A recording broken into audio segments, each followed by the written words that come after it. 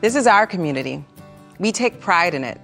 But what truly makes it a community are its people, our fellow students, faculty, staff, each of us with a responsibility to our school and ultimately to each other. Here, community values are at the heart of a school-wide aspiration to make us a model of the higher standards essential to responsible leadership in the modern business world. Community members have a personal responsibility to integrate these values into every aspect of their experience here. Through our personal commitment to these values, we can create an environment in which all can achieve their full potential.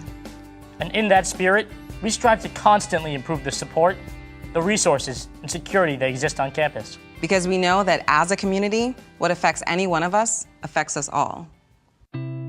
What are we as a community if we're teaching our guys or girls that, you know, it's okay to just go to college and, oh, there's a drunk girl, so let's see if I can hook up with her. It's a conversation that I know I have with my friends quite a bit because it's just very prevalent in our lives. I don't think I know a woman my age at all, full stop, who hasn't encountered some sort of harassment. I would want to confide in maybe some faculty or administrator that I actually trust. As a community, we definitely do need to talk about it and support it. I want to be on a college campus that I feel like I can trust and actually openly talk about it with the students. We need to be supportive of people that are victims of harassment and assault. Within a community, close relationships are formed, and the lines of what is proper and improper are often being drawn and redrawn, crossed, and occasionally disrespected. Though the intent of most questionable words or actions is not always malicious, the effect is felt by the victim and the community. Consequently, it weakens us all. But what's right? What's wrong? When have you crossed the line? According to our policy, unwelcome comments of a sexual nature may create a hostile environment. Unwelcome comments, hostile environment. The school's policies on sexual and gender-based harassment do go the extra mile in trying to define these terms, but the concepts can still seem somewhat subjective. Hostile environment for me is any environment where I don't personally feel comfortable. It could even be a place that you're comfortable in, and then something happens or someone says something, and then it turns into a hostile environment. Like you could be in a classroom, and then some guy, or some girl, you know, it could be a girl too, I guess, says an inappropriate remark, and all of a sudden that nice classroom has now turned into a hostile environment. And I feel like that can absolutely happen often. Now they're acting in a way that's making me feel uncomfortable. And it's one of those things where I just want to leave the situation. And sometimes it's in places where I can't do that. For example, according to school policy, commenting about or inappropriately touching an individual's body could be a form of sexual harassment, which may create a hostile environment. In addition, Title IX of the Education Amendments of 1972 prohibits discrimination on the basis of sex in the school's programs and activities. And consistent with Title IX, the school as a whole works diligently to ensure that no member of the community is, on the basis of sex, sexual orientation, or gender identity, excluded from participation in, denied the benefits of, or subjected to discrimination in any school program or activity. In other words, no one is subjected to what could be a hostile environment. And because our community extends beyond the students and includes faculty and staff, so do the policies. The school is particularly cognizant that these infractions can exist when students are looking for extra recognition, a job, or a recommendation. In these situations, a person can be the victim of a quid pro quo sexual harassment, another example of what could create a hostile environment. And with the prevalence of social media and instant communication, creating a hostile environment can be extended from physical, verbal, and written harassment into cyberspace. Our policy states that gender-based harassment, including bullying and sex stereotyping, could interfere with a student's education, whether it's conducted in person or in electronic form. There's so much opportunity with social media for people to contact you. I mean, you could be being harassed 24/7 between your phone and your computer. You're always accessible. People feel like they can say whatever they want to say because they're hiding behind like a computer or a phone. And so it makes it so much easier for that to happen, for harassment definitely to happen. While texting a sexually suggestive photo or posting something sexually degrading on social media might seem like an innocent hoax at the time, you are violating school policy. And always keep in mind that it is not victimless. There is intent to hurt, and inflicting emotional or psychological pain on someone is not innocent. There are certain TV shows that say these things and then it's repeated when you're with friends and it's a joke, but then there are times when that becomes uncomfortable because it's not funny.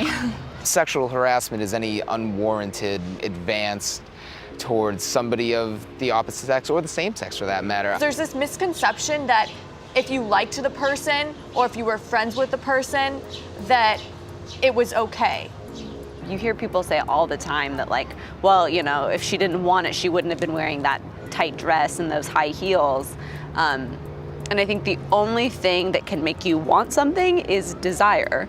According to the National Center for Educational Statistics, there were approximately 21 million students attending a 2- or 4-year degree program in 2013.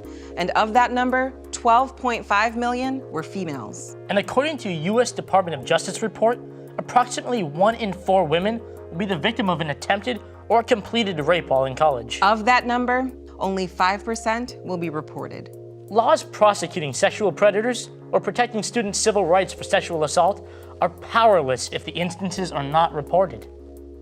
There's a certain stigma that happens when you're that person or the person that tells them that person. Standing up for someone, it is kind of scary thinking you're the only one, and what if they move on to you next and they may abuse you or something. So having that community behind you and knowing that you have that support there, I think that's really important. The whole stigma of what if I say something has happened, like what are people gonna say about me? They're gonna think that I wanted this, that I was expecting this, that I intended for this to happen. It needs to be known that it's never the victim's fault.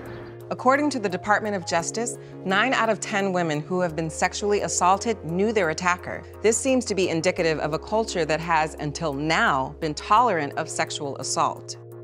Our school has always been committed to providing education, encouraging reporting, and offering services and support to those affected by sexual harassment. The school provides interim measures and a complaint process, and assigns sanctions to individuals found to have violated the policy. Like campus safety should be #1 concern. And Complete access to help 24/7. You know, make it not something you have to search for, make it something that's in your face, to where you see it all the time, because, you know, sexual harassment happens all the time, so we need to be able to have answers and solutions, you know, and resources posted everywhere. In March of 2013, as part of the reauthorization of the Violence Against Women Act, the President signed into law the Campus SAVE, or Sexual Violence Elimination Act. It is hoped that the passage of this law will help bolster the response to and prevention of sexual violence in higher education. The new law adds dating violence, domestic violence, and stalking to the crimes that must be reported. It's just so common and so accepted that sometimes it's just like, you know what are you gonna do? And other times it's like, well, what are we gonna do? People ask themselves, was I assaulted? Is that what that was? And then they're not sure, and then they wait a long time, and then they realize how much it's affected them, and then they're like, it was assault, but it's too late, and there's just so many complicated little things. It's incredibly difficult to come forward after an incident of sexual assault.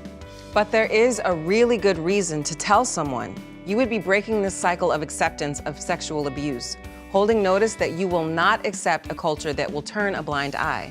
And by focusing not only on prevention and response, but also on awareness, the school policy is designed to meet legal requirements of the Violence Against Women Act, or Campus SAVE, Title IX, and other applicable laws. If you experience harassment and would like assistance, Title IX coordinators can talk to you about the school's responsibility to respond and protect and to address any of your concerns. The school's policy addresses confidentiality, clearly defining reporting and disciplinary procedures. It also prohibits retaliation and offers interim measures to those affected by harassment. But being the victim of sexual abuse or harassment is traumatic, and despite these policies and strong campus support resources, a victim may still be hesitant to report.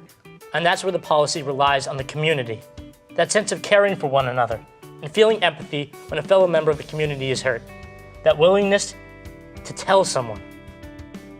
It only takes one person to just step in, because then jump up. No, exactly. Like, you know, now you made it a situation, and they don't want it to be a situation. Is if you see something, say something.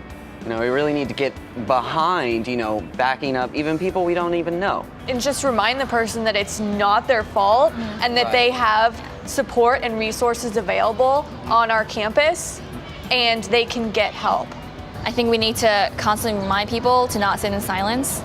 Title IX, the Campus Save Act, all enacted to provide you with safety and security as members of this community.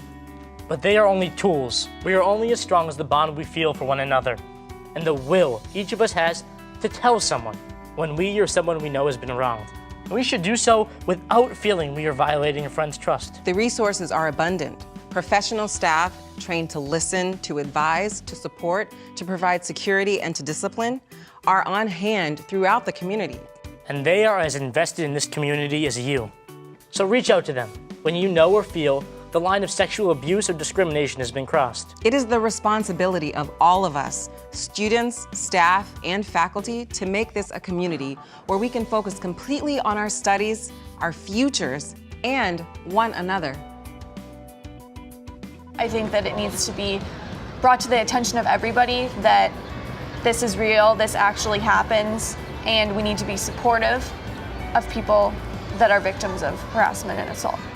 If we have these conversations early, we can really open our eyes up to having a more welcoming community. We can all be able to talk about it openly, and not just women, men as well. We should do more in order for people to feel safe. I think that's probably one of the most important things that need to happen. The more people that take action and make people accountable for assault and harassment, the less it's going to happen, because the more people are going to know that they can't get away with it.